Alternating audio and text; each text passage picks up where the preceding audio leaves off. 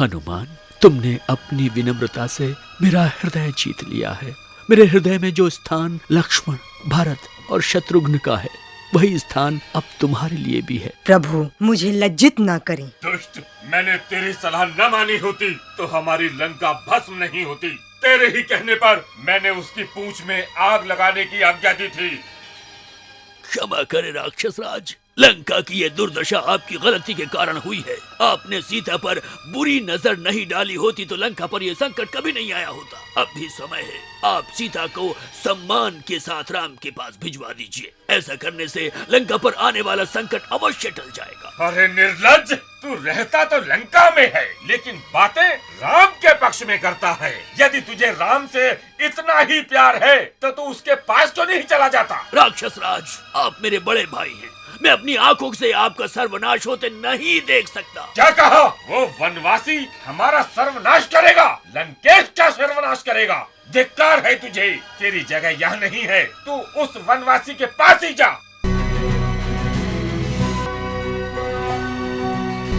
विभीषण अपने भाई रावण से तंग था। वो श्री राम से आकर मिला और उनकी ओर मित्रता का हाथ बढ़ा दिया। श्री राम उसकी मित्रता स्वीकार कर लेते हैं और इस प्रकार विभीषण श्री राम की शरण में आ जाता है। वानर सेना, सुग्रीव, अंगद, जामवंत और हनुमान समुद्र के किनारे खड़े थे, जबकि राम एक चट्टान पर बैठे समुद्र देव से मार्ग देने की प्रार्थना कर रहे थे। तभी समुद्र देव प्रकट होते हैं। क्षमा करें श्री राम, मेरी भी कुछ सीमाएं हैं जिनका मैं चाहकर भी उल्लंघन नहीं कर सकता। लेकिन मैं आपको आपका कार्य पूर्ण करने का उपाय अवश्य बता सकता हूँ। असल में नल और नील को ऋषियों ने श्राप दिया है कि उनके द्वारा जल में डाले गए पत्थर नहीं डूबेंगे। अब ये श्राप ही आपकी सेना के लिए वरदान बन जाएगा। ये दोनों वानर मुझ पर पत्थरों के पुल का निर्माण कर सकते हैं। श्री रामचंद्र की जय! श्री रामचंद्र की जय! सभी वानर पुल बनाने में व्यस्त हो जाते हैं। श्री रामचंद्र की जय! श्री रामचंद्र की जय! मैं रावण को एक अवसर और देना चाहता हूँ। मैं चाहता हूँ कि हमारी ओर से एक दूत रावण के पास शांति का संदेश लेकर पहुँचे। मेरे विचार से शांति का संदेश ले जाने के लिए अंगद उचित व्यक्ति है, क्योंकि इनके पिता बाली रावण के मित्र रह चुके हैं। राक्षस राज, मैं आपके मित्र बाली का पुत्र अंगद हूँ। मैं आपके पास श्री राम का संदेश लेकर आया हूँ। क्या संदेश लेकर आए हो? श्री राम युद्ध करके लाखों लोगों की जान लेने के पक्ष में नहीं हैं, इसलिए आप माता सीता को उन्हें वापस कर दीजिए। असंभव! तुम उससे कहो कि वो सीता को पाने की आस छोड़कर तुरंत भाग जाए, वरना वो मेरे हाथों से मारा जाएगा। राक्षस राज, आप अपनी जिद पर अड़े रहे तो आपको मरने से कोई नहीं बचा सकता। प्रभु, रावण के विनाश का समय आ गया है। वो शांति नहीं, युद्ध चाहता है। भगवान रामचंद्र की जय! भगवान रामचंद्र की जय! अगले दिन ही राक्षसों और वानर सेना में भीषण युद्ध छिड़ गया। राक्षस सेना का नेतृत्व मेघनाद कर रहा था, तो वानर सेना का लक्ष्मण। दोनों शूरवीर अपनी शक्तियों का बढ़ चढ़कर प्रदर्शन कर रहे थे।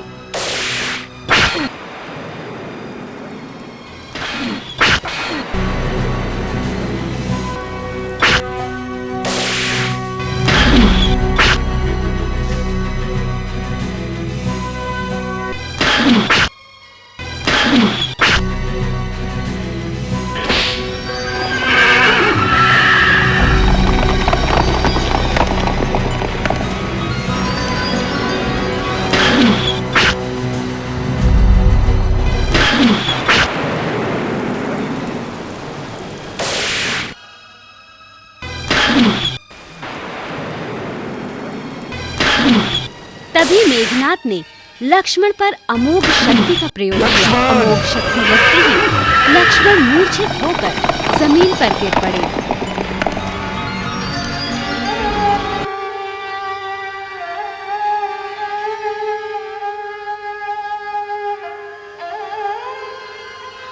हिमालय पर्वत श्रृंखला में मानसरोवर झील के मध्य द्रोणांचल पर्वत पर संजीवनी बूटी नाम की एक बूटी मिलती है, जिससे लक्ष्मण के जीवन की रक्षा की जा सकती है।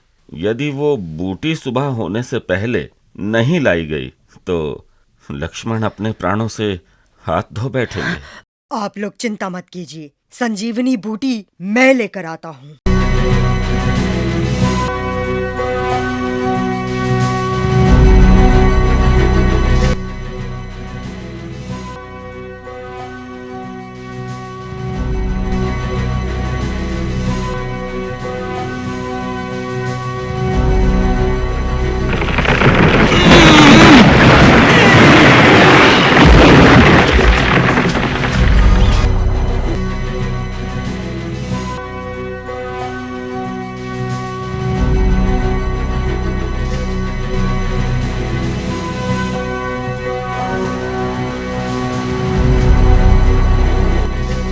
वो देखो, हनुमान जी आ गए।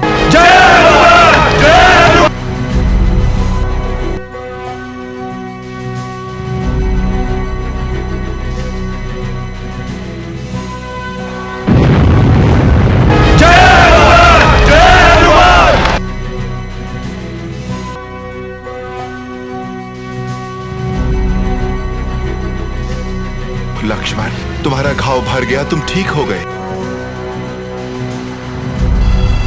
हनुमान, तुम भी बड़े प्यारे भाई हो मेरे। राम और रावण की सेनाओं के बीच कई दिनों तक भयंकर युद्ध चला, जिसमें रावण के कई साहसी और शक्तिशाली सेनानायक मारे गए। मेघनाद, जिसे रावण अजेय समझता था, लक्ष्मण के हाथों युद्ध में मारा गया। राक्षस राज, आप इतने दुखी क्यों हैं? अहि रावण, लंका राज्य इस समय अत्यंत बुरे समय से गुजर रहा है। जिन मेघनाद और कुंभकर्ण से देवता भी डरते थे, उन्हें 2 वनवासियों ने युद्ध में मार डाला है। मैं चाहता हूँ कि लंका को इस संकट से मुक्त कराने में तुम मेरी मदद करोगे। आज्ञा कीजिए राक्षस राज।